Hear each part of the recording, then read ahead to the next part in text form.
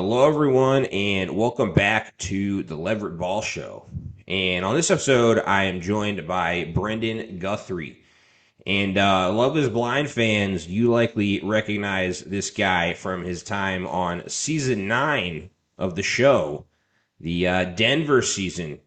And Brenden, you're the third person I've had from the Denver season on this podcast. I guess I should start, instead of calling this the Lever Ball Show, I should start calling it the Season 9 show.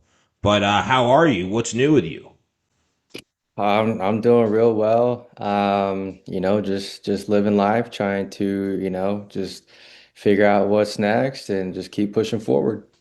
Absolutely, absolutely. And, you decided to not continue your connections from the show and did not marry anyone from season 9. And actually, no one from season 9 ended up getting married. Everyone went their separate ways. But I mean, when you're on a show like that and you don't get married and then you get off the show, I mean, do women just DM you all day?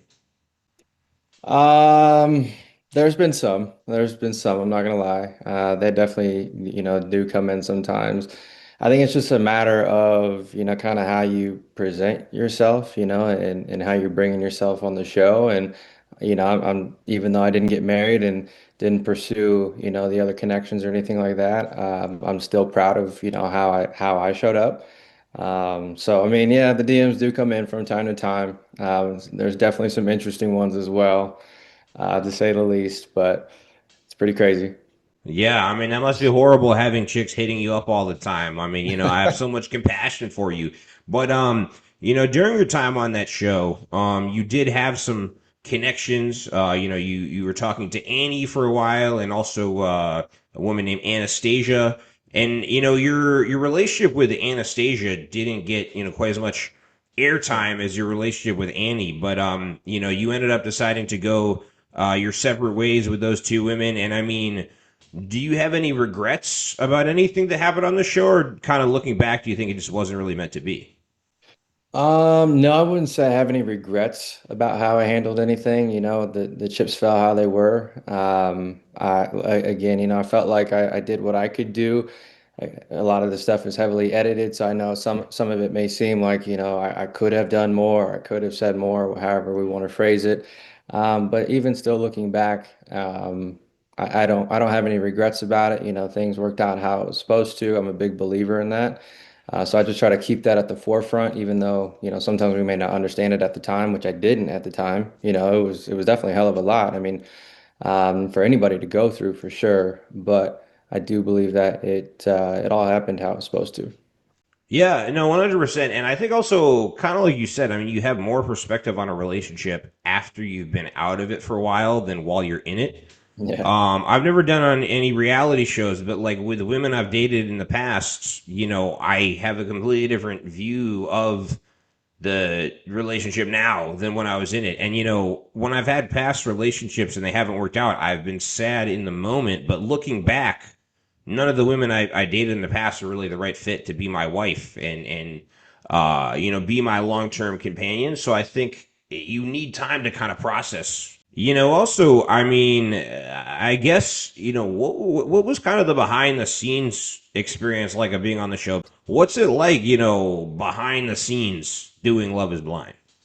Yeah, it was a fun experience overall. Of course, we're there to hopefully find love, hopefully find your person, but you develop a strong bond with these guys because, a lot of your time is spent with them as well, especially in the lounge. Because if you're not in the pod on a date, then, unless you're back at the hotel, then you're in the lounge just chilling with the fellas, just, doing whatever, kind of limited on what you can do. So you might just be playing pool, cooking some food, just taking a nap, hanging out. There's just so much time that's spent in the lounge as well because it just depends on how many dates you have. Some guys might only have one for the day, some might have four for the day. It just depends. So the behind the scenes, I mean, to kind of not let yourself go crazy, you got to talk to these guys and you got to develop these bonds. You're going through this crazy experiment and it's expedited, like we're talking days into, a couple of weeks, and then you're trying to figure out like can I actually propose to this person and then continue to move on? So it's like you have to have some sanity and you have to talk things out with these guys. But then at the same time, it's like, well, wait a minute, because you might be talking to the same person I am, you know? So then it's kind of crazy in that aspect. But I think we did a really good job of also not talking about, or I should say, naming who we were talking to until like the very end when, it's kind of easy to put two and two together. So I mean, especially for the first few days, you're kind of on this high because it's just like, what is going on? Like this is crazy. Is this even real life? But it was still overall a lot of fun. Obviously, there's a lot of emotions involved for everyone, but overall, it was a good experience. And yeah, I wish there was some more of those like bloopers, quote unquote, that you could see because there's so many funny moments and inside jokes that we had. But that's what I cherish a lot too, because that really helped me throughout the whole process. Absolutely. You mentioned also, while you're there talking to the women, trying to figure out if you have a connection with them, you also bond with the guys in the pods. And I mean, both you and my former podcast guest, Joe Ferrucci, ended up not getting married on that show. Is there any chance you and Joe might get married? You mentioned all the bonding you did with them on the show. Is that, I don't want to start a false rumor. Is there any chance? No, no, no, no, no. He's in a happily committed relationship, and that's just one of my boys. It just from day one. Me and him just kind of hit it off, along with Jordan and some of the other guys on there as well. Just good dudes all around, and we just kind of gravitated toward each other, and that's what it's continued to be. Outside of the experiment. Even to this day here in Denver, we still hang out, and we got a really good friend group. 100%. And yeah, I mentioned, Joe's been on this podcast. When he was on this podcast, we had a really serious conversation. We didn't tell any jokes. We never used any swear words. We never said anything inappropriate. Like, honestly, it was almost like a Bible study if I had to describe my interview with Joe Ferrucci. Yeah, but I mean, also though, you kind of mentioned how you build these friendships, while you're on the show. And so then, when you get off the show, how much do you keep in touch with castmates, whether it's like guys you became buddies with in the pods or women you dated? I mean, maybe is it easier? I'm gonna assume it's easier to maintain a friendship with one of your buddies from the pods versus like a woman that you dated and things didn't work out with. But do you keep in touch with a lot of contestants from your season? Yeah, definitely the guys more than the women. Maybe from time to time, like just being out and about, you might run into someone, and then it's always cordial. You say, hey, what's up? I don't think there's really any ill will, at least on my side, with any of them. I would talk to everybody, and especially with the guys, I would say. I'd say I see probably like half the guys, from time to time. And as I was mentioning earlier, I see like Jordan, Joe, Jensen, Dale, Patrick. I don't know who I'm forgetting, but I see about half the guys pretty consistently. And then from time to time, we might try to like get everybody together, like all the guys together, just for like a dinner or get some beers or something like that, watch a game. But yeah, so it's definitely, I would say it's easier to hang out with the guys just because, with the girls, like it just, it didn't happen. We went our separate ways and people may be in other relationships or whatever it may be. So yeah, I would say everybody's still pretty cool though. That's awesome. That's awesome. And so you mentioned also that when you're becoming friends with guys, you didn't talk about who you were dating. So it was never like anyone trying to kind of slash each other's tires or sabotage each other. It was all respectful and healthy. It honestly was. It truly was. It was never any of that. And like I said, at the very end, it was pretty easy to understand who's with who, and especially once guys are coming back engaged or whatnot. It's like, okay, well that makes sense. But no, it wasn't any like ill will, nothing malice, no malice, nothing like that at all. Honestly, I feel like we handled it pretty well. I truly do. I wouldn't change that because I think that allowed everybody to have their own shot, if you will, without having someone else in the back of your head or thinking, no, I got to go in on this date and say this now or there wasn't that pressure, I guess, if you will. Yeah, well, I guess if only everyone had that level of maturity, because there's a lot of in the dating world, there's a lot of jealousy, Mhm. insecurity, talking badly about people, lying about people. Mhm. Yeah, Mhm. so it's fortunate that it wasn't like that with the people on the show. But Yep. also as far as Love Is Blind, you guys were season 9. Season 10 just came out. The first few episodes of season 10 came out. There's Yep. actually another episode coming out tomorrow. I mean, have you been watching that? And I mean, what are your thoughts on it so far? Yeah, honestly, I have kept up with it. I did watch those episodes, and I thought that so far, they've had a really good, genuine season, which is nice to see. I mean, I know people had a lot to say about our season in Denver, good, bad, and different, which is fine. I get it. But this season 10 seems to be pretty straightforward. There's always going to be a little bit of some drama here and there. Who knows? Who knows what's to come? Like you said, more episodes are coming out. But so far, it seems like the couples are really into each other. I'm rooting for all of them, especially having been in their position and knowing what they're going through. I'm excited to see what else happens, of course, just like everyone else. But so far, I think that it's been a very genuine season, and I hope that keeps up. Yeah, yeah, we'll see. And I mean, of the couples that are engaged on that show, I think there are a few that I think might end up making it to the altar. I guess we'll see what happens. There are a few that I think kind of hate each other and have no shot. We'll see. Actually, one of the episodes they haven't aired yet is one of the women cheating on her fiance with me. No, I'm lying. I made that up. That never Shit. happened. But yeah, but my podcast interview with her got out of hand. It turned into more Okay. than an interview. But anyway. Okay. You mentioned though all the opinions that people hmm have publicly hmm when they're watching this. So how do you deal with that? I mean, did you have, any haters or people trolling you online? And how do you and not only just people being rude, but just the fact that you're putting your relationship out there for public consumption. I mean, how do you handle all of that and maybe handle some of the haters and trolls? Yeah, it was interesting at first because, and I mean it still is now. What I mean by that is because I'm a pretty low key dude. I'm pretty private.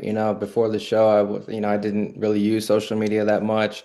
Um, so it wasn't. So it's very weird, and even still to kind of just have some of my business out there, which is fine. I mean, I knew that signing up for the show, that could be part of it if I was one of those that had the storyline picked up, which is all good. As far as like any of the hate and stuff like that, I mean.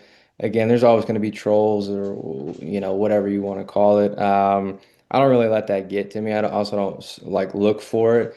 Um, Obviously, it's a little bit different. Like as soon as the show like dropped, and even for like the season 10 people, that's what I would say is like try not to look for it because good, bad, and different people are always going to talk, and again, things are heavily edited, and maybe you said something you didn't want to say, or maybe it got chopped up a little bit, or it didn't come out how you wanted it to, and that's fine. For me, I just never really let that get to me. I don't really care, to be quite honest with you. And some of that might just be just somebody saying some shit just to say some shit, or it could be, I mean, I should say, luckily for me, whenever I do see comments or whenever I did, especially when the show first dropped, a lot of it was more positive than anything.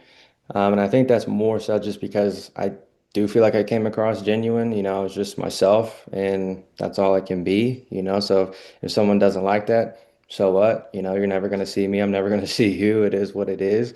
What cracked me up a lot is the whole thing with the red door, because it's like I never brought that red door up first. That was something that I was just at the very end, I was just relaying that because that was something that she had mentioned, but it looked like it was this red door that I really wanted, which cool, I don't whatever color the door is what it is. I don't really give a shit. It's fine. But that was one thing where like everybody just says, "Oh, red door, red door, red door." But at the same time too, it's like whenever I see comments or I would say sometimes when I think I made a post like everybody's going through this, so you got to give people grace, because I know a lot of people would say the opposite, with my number one connection, which was Annie. I know a lot of people had a lot of things to say about her as well, which, hey, that's neither here nor there. But at the same time, it's like she's going through it as well, just like I am. You got to give people grace. Yeah, although, with the whole Red Door thing, maybe you should audition for the Jonas Brothers. They always talk about red dress. In their song, you could do a remix, Red Door. I don't know. It might be a shitty idea. Just throwing that Might be out on there. something. It hit them up. Yeah, yeah, yeah. But I mean, you don't see people mocking the Jonas Brothers and yelling "red dress" at them. People embrace it when they say it. Just a thought. But Okay. the thing is with trolls, also, I mean, anytime you put yourself out there, Hmm. there are going to be haters. And like for me, like talking about sports on ESPN or doing a podcast, I'm not putting my private parts of my life out there. So I'm not putting myself out there to the degree that you want to show like Love is Blind, but I'm still putting myself out there somewhat. And I have people shit on me sometimes who I never met. And I think the thing you have to realize about those people is like they're doing that because they hate themselves. Yeah. And they're so uncomfortable with what they see in the mirror that they want to bring everyone down with them. And so when Mhm. like people I've never met are taking time out of their day to tell me that I suck, or I've had people online. My name's Leverett Ball. I've had people online call me Leverett Ball Sack. It's like, bro, if you're taking time out of your day to harass a person you never met, like, I'm almost embarrassed for them.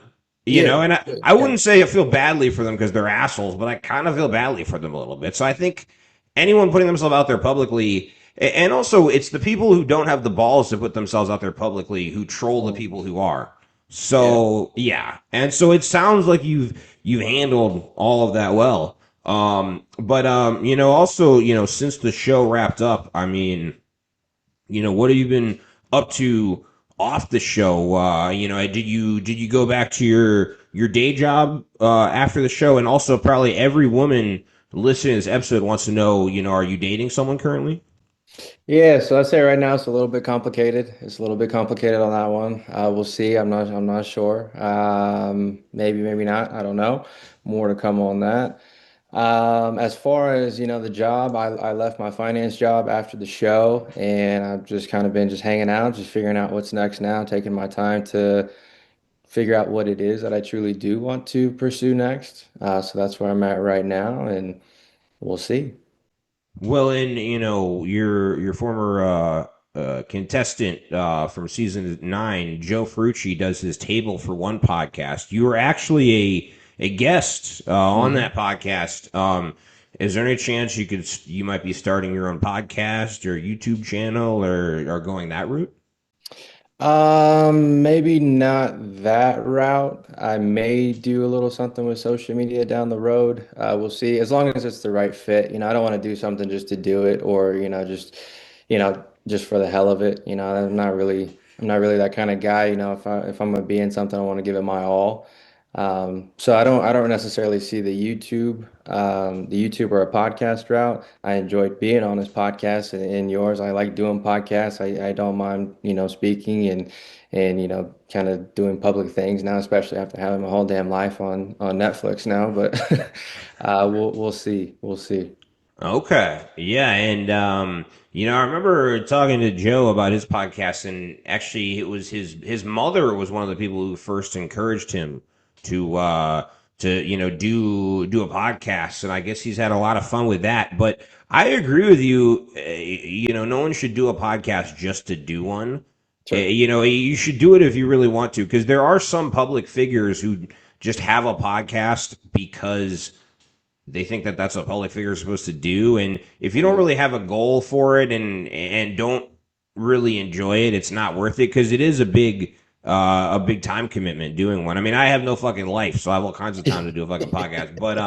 But yeah, but I mean, also, I mean, do you have any interest in going on more reality shows? And also, do you do any like public events or anything in Denver? Yeah, I have done a couple public events here in Denver. There's a rescue, a dog rescue that I kind of partner with a little bit because or that rescue is also where I got my dog from, rescued him from, and which is a passionate thing for me. Is dog rescue. It's called a Friend of Jack Rescue here in Denver. They do really, really good things. Great team. And I mean, of course, they're just trying to save all these dogs, so they just have a ton of dogs that get fostered. So that's one thing I'll say is if anybody here in Denver ever wants to foster a dog, please reach out to a Friend of Jack. But yeah, I've done a couple events with them. I don't mind public speaking as well. I'm hoping to do a little bit more here in Denver as well, just to kind of have more of a presence here in Denver. As far as other reality shows, I mean, I'd be open to it depending on what it is. I'll say that because again, that's one of those where like I don't want to do a show just to do a show. You know, if it makes sense, great. If it's something that aligns with what I'm looking for, great. But we'll see. We'll see. I'm definitely open to it though.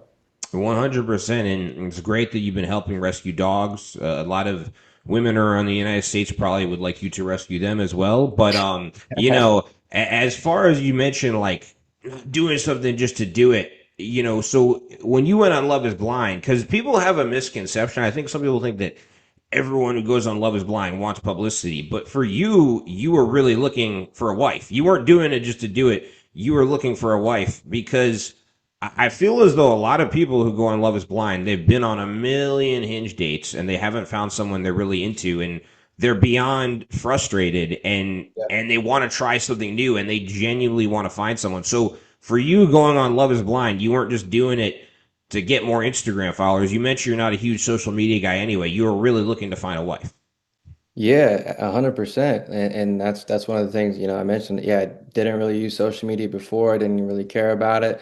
Not that I necessarily do now, but I get it. It's a little bit different now, but no, it wasn't about just like attention or social media or any of that. I mean, I actually applied for the show. You can apply, sometimes they reach out to you, however it works out, but I actually applied and I really wanted to be on the show. I'd watched the show even before going on, so I knew the premise, I knew everything about it.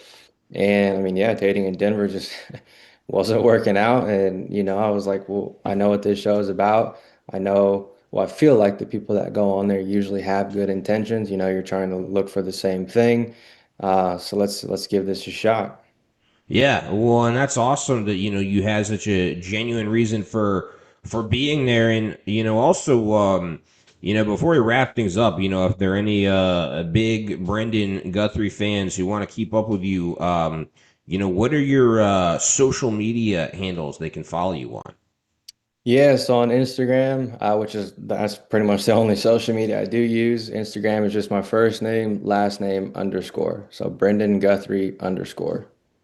That's awesome. Keep it concise. It's funny. I have all of the social medias, but the only one I really use consistently is Instagram. I Yeah. feel as though it can be more concentrated if you're not spreading your efforts out over all the different platforms. But Brendan, I really appreciate you coming on the podcast. And before we wrap up, do you have any final words for your Love Is Blind audience and some of your fans and people may be wondering, what you're up to? Yeah, I would just say, for the current season and for everybody involved from past seasons and future seasons, just continue to give everybody grace. I know everybody might want one storyline to go one way or whatever it may be, but just be nice to each other. We're out there putting our lives out there for everyone to see, and it can be a little daunting at times. So just give everybody grace. And as far as for what's next for me, just yeah, I'd say, follow me on Instagram or keep track on Instagram because I've got some things in the works and I'm looking forward to the future. 100%. And like you said, people really should give contestants on the show grace. Treat them with respect. Don't troll them on the internet. And on the topic of trolling people, I also really wish the whole internet would stop calling me Leverett Ball Sack. That's getting old as well. But once again, everyone, that was our guest today, Brenden Guthrie from Love Is Blind. You've been listening to the Leverett Ball Show.